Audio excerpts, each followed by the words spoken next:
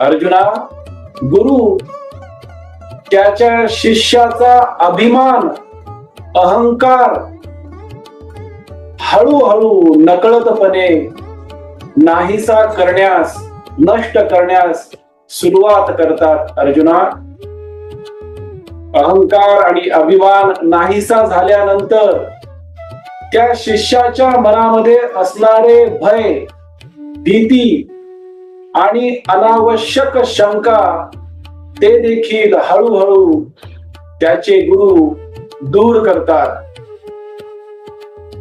भय आणि शंका दूर झाल्यानंतर त्याच्या चित्तामध्ये असणाऱ्या वासना, विकार आणि वृत्ती हळूहळू विरघळून टाकतात. काम, क्रोध, मोह, लोभ, मद, मत्सर, द्वेष